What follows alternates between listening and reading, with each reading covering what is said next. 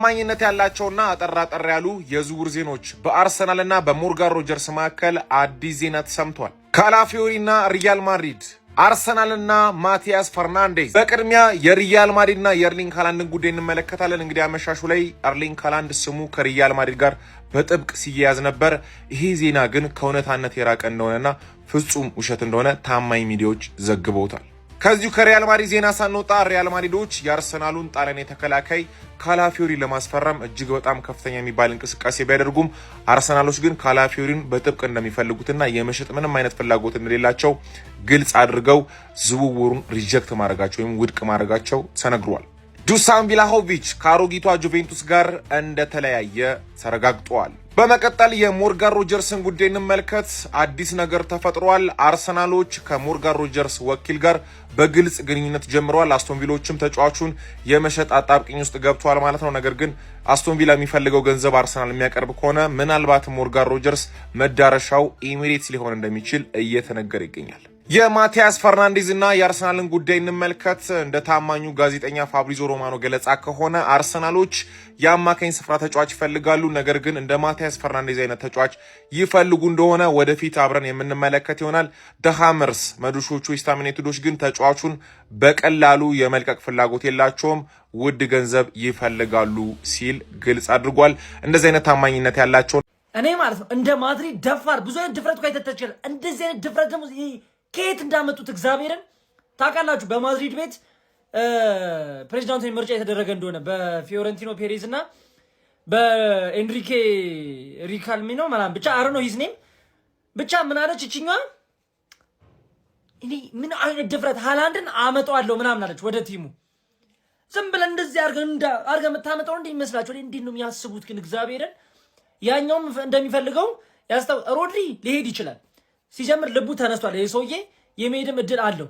ሃላንድ ዝም ብለህ እንዲህ ብድግ አድርገህ ና የምትለው ሰው ነው። ምን ጋር ልታጫውቱት ነው? የቱ ጋር ነው የሚጫወተው ሃላንድ? እምባፔን ምን ልታደርገው? ቬኒሲየስ ምን ልታደርገው? አንድ ግን የሆነ ምን ክፉ ያናግሩኛል። ሲጀምር ማለት ነው ዋናው ነገር ሃላንድ ከሲቲ አይወጣም። ይዝናትሩ ነው ሁሉም ነገር። ቤተሰቦቹ ራሱ ይሄን ነው ዜና ሲሰሙ አዝናኝ ነገር ነው የተመለከቱት። አትንዲ 9 ዓመት እንዲህ ውል ማፍረሻውስ ምናምን አይሆንም። ይሄ ካይምሯቸው ዝም ብሎ ለጊዜው መነጋገሪያ የሚሆን ወሬ ነው እንጂ ጭራሽ ሃላንድ ከሲቲ አይወጣም። የተረጋገጠ እዚሁ እኛ ጋር ነው ሪቴር የሚያደርገው። ሪያል ማድሪድ እኛን ፍቱን ነው የምልህ። እኛ ምን እሺ ነው ማን እኛ ሊቨርፑል መሰልን እንዴ? ዋንጫ ያለው ስፐርስ ምናምን አይደለንም እኮ ፓፓውቴ ገባ አይደለ?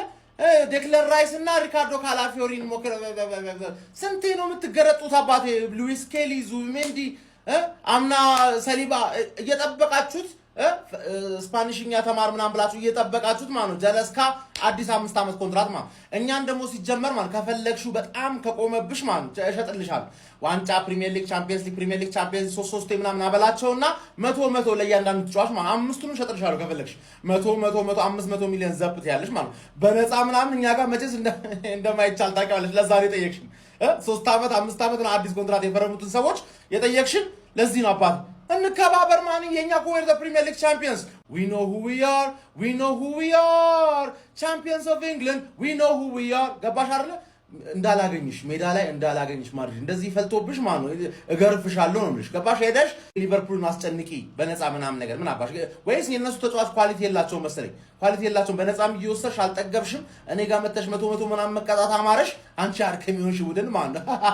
ጋይስ ጁኒየር ክሩፕ እንግዲህ ማለት ነው ካሳለፈው የዛ ዘግናኝ የሚገርም ሲዝን በኋላ ማለት ነው በጣም ትልልቅ ክለቦች እየፈለጉት ነው። በርንማውዞች 80 ሚሊዮን ነው የሚፈልጉት። ይሄ ልጅ ግን ምንም ጥያቄ የለውም። እኔ ዝም ብዬ ፊቱን ሳየው የአርሰናል ደጋፊ ነው የሚመስል። ምክንያቱም ፕሪሚየር ሊጉን የሰጠን አሰጣጥ ኖርማል አይደለም። ይሄ በዶናሩማን አስቆሞት ነው የሰጠን። ገብቷችኋል አይደለም? ፒኤስጂ ይፈልገዋል፣ ኢቭን ማንቸስተር ሲቲ ይፈልገዋል። ያን የመሰለ ጎል አግብቶባቸው ማለት ነው። ከዛ አርሰናል አለ ማን በጣም በብዙ ትልልቅ ዩሮፒያን ክለቦች የሚፈለግ ልጅ ነው። ስኪሉን የሚሰራቸውን ስኪሎች ማለት ጁኒየር ክሩፒ ስኪልስ ብላችሁ ሰርች አድርጉትና ይኸው ቲክቶክ ላይ ራሱ ልክ አይደለም ሰውዬው፣ ጤነኛ አይደለም። የሚሰራቸው ስኪሎች፣ የሚያገባቸው ጎሎች ማን ተቾቹ ግራ ቀኝ ይጠቀማል። በጣም ነው የሚችለው። ሆሜንዳዊን ያገባብን እኛ ማለት ነው። ስለዚህ ይሄ ልጅ ደርሶ መልስ የሚያገባብን ከሆነ ቀጣይ ዓመት ደግሞ እኛ ብናስፈርመው ሌላም ሰዎች ሊያገባ አርሰናል ከዚህ ልጅ በተጨማሪ ማለት ነው ሮጀርስን ይፈልጋል። ሊያውም አለ አይናችሁን ውስጥ እንግዲህ ማለት ነው። ማንን እናስፈርም? ዝም ብላችሁ ኮመንት ላይ ያስቀምጡልኝ። እኔ አንዱን መርጬ ላስፈርምላችሁ። አንዱን ማለት ነው። አንድ ብቻ ነው የምናስፈርመው ከነዚህ ውስጥ አንዱን። ከዛ በኋላ እናንተ አስቀምጡልኝ። ማንቸስተር ዩናይትድ ለሌፍት ባክ ሉዊስ ሆልን እየተመለከተ ነው እየተባለ ነው። ስለ ትራንስፈር ዊንዶ ከተከፈተ ማን ዩናይትድ ነው ከሁሉም የበለጠ እንደ አምና ራሱ አለ። አምና እኮ 3 ተጫዋች ብቻ ነው ያመጣው፣ ግን 3ቱን ተጫዋች ወሳኝ ቦታ ላይ ነው ያመጣቸውና ስክት ነው ያሉለት። አሁንም ደግሞ እንደዚህ አይነት ነገር ላይ ካስቀጠለ ለአሁን ሉዊስ ሆልን እኔ በኳሊቲ ደረጃ አደንቀዋለሁ። ገባህ? ግን የሆነ ቶሎ የሚጎዳ አይነት ተጫዋች ነው። ስለዚህ ለቋሚ ሌፍት ሉክ ሾው ምናምን የሚቀር ከሆነ ሁለቱም ቢጎዱባችሁስ? ገባህ? አሁን የብዙ የዩናይትድ ደጋፊ ማን ለዋንጫ ነው የምትጮተው ምናምን ብሎ እያሰበ ነው። ግን ለዋንጫ መጮት የምትፈልግ ከሆነ ማን ጉዳት በቀላሉ የሚያስተጓጉልህ ከሆነ ችግር ነው ማለት ነው። ገባህ? ታይለር መላሲያን ይዘህ ፕሪሚየር ሊግ ምናምን ማሰብ ከባድ ነው እና ሉዊስ ሆል በጣም ኳሊቲ ያለው ተጫዋች ነው። ኤንደርሰንም ራሱ ማለት ነው ለቋሚነት ሳይሆን የሜኑ አጣማሪ ገና ያስፈልጋል። የሜኑ አጣማሪ ወርልድ ክላስ የሆነ የካሰሚሮ ምትክ ታመጣለታለህ። ኤደርሰን ደግሞ የኡጋርቴ ምትክ ይሆናል። ገባለ? በካሰሚሮ ላይም አፕግሬድ አረክ፣ በኡጋርቴ ላይም አፕግሬድ አረክ። አሁን አስተማማኝ ሚድፊልድ ገነባማ። ይሄ ግልጽ የሆነ ነገር ነው። እኔ እንደተናገሩት ሚድፊልደር አንድ ብቻ ነው 2-3 ነው የሚያስፈልጋቸው። ገባ? 2 ኳሊቲ ያላቸውን አንደኛውን አስፈርመዋል። የኳሊቲውን የምናየው ይሆናል። ግን ስቲል አንድ የተረጋገጠ ደግሞ ጽድት ያለ ፕሪሚየር ሊግ ፕሩቭን የሆነ ወይ ደግሞ ከትልቅ ክለብ ልምድ ያለው ምናምን አንድ ሌላ ደግ ታረግና ከዛ አንድ ታዳጊ ትጨምራለህ ነው የምልህ። ገባህ? 3 ሚድፊልደር ግዴታ ነው። 3 ሚድፊልደር ግዴታ ነው። አንድ ሌፍት ባክ ደግሞ ግዴታ ነው። ሌፍት ባኩ ግን ማን ነው ቀጥታ መጥቶ ስክት ሚል ይሄ ሰውዬ በኳሊቲ ደረጃ ቀጥታ መጥቶ ስክት ሚል አይነት ተጫዋች ነው። ሀቅ ለመናገር ግን ጉዳት ደግሞ የሚያጠቃው አይነት ተጫዋች ነው። ስለዛ ተጎድቶ ደግሞ እንዳትቸገሩ ምናምን ነገር ደግሞ ያሳስባል። እሱ ፓርት ግን ኳሊቲ የሆነ ሳይኒንግ ነው። ኒውካስል አለቀውም እያለ ነው። ብራይንም ቦይሞን ፈልጎ ያለ ቻምፒየንስ ሊግ ፉትቦል ነው ኮርኩማቸው የወሰዳችሁበት አይደለ? ሰር አሌክስ ፈርጉሰን ታክስ ይባላል። ስለዛ ይሄ ሰውዬ ማምጣት ሊቨርፑል አሰቃይቶ ተጫዋች ወስዶበታል እኮ ኒውካስልን። ገባህ? አይከብድህም ነው የምልህ፣ አይከብድህም። ገባህ? አንድ ተከላካይ ይቀርሃል። አንድ ተከላካይ ራይት ባኩ ለሚቀጥለው ሲዝን ይተላል። እኔ ካሪክ ዘንድሮ ባየሁት ብቻ ምን አይነት ሲዝን ሊያሳልፍ እንደሚችል ማቀው ኢኒዮሶች በሚገዙለት ተጫዋች ነው። ኢኒዮሶች ስኳድ ቢልድ ካረጉለት ስኳዱን ተጠቅመው የሆነ ነገር ማድረግ መቻል አለበት። ካልሆነ ማሰላማ ማለት ተረዳኛለ። ኩኩሬላ ቼልሲ መልቀቅ ይፈልጋል። ያው ኩኩሬላ ብቻም አይደለም ኤንዞ ፈርናንዴዝም እንደዛው ነው። በባለፈው ምንድነው ነበር ያልኳችሁ፣ በዚህ ትራንስፈር ማርኬት የምናረጋቸው የተጫዋች ግዢ፣ የተጫዋች ሽያጭና የምናቆያቸው ተጫዋቾች ቀጣይ ሲዝን ምን አይነት ሲዝን እናሳልፋለን የሚለውን በግልጽ ይነግረናል ብያቸዋለሁ። ኤንዞ ፈርናንዴዝንና ኩኩሬላ ማጣት ደግሞ ምንም ጥያቄ የለውም፣ ትልቅ ሉዝ ነው። የሁላችሁ ትልቅ ሉዝ ነው እና አሁን ላይ የኩኩሬላ ስም በተደጋጋሚ ከአትሌቲኮ ማድሪድ ጋር የተያያዘ ነው፣ ከባርሰሎና ጋር የተያያዘ እንደነበረ ሰምታችኋል። ኩኩሬላ ከኤንዞ ፈርናንዴዝ በተሻለ መልኩ በዚህኛው ሰመር የመልቀቅ ትልቅ እድል አለው ማለት ነው። እኔ ግን ኩኩሬላን ከምናጣ ኤንዞ ፈርናንዴዝ የምናጣ የተሻለ ነው ብዬ አስባለሁ። ለምን እንደሆነ ልንገራችሁ።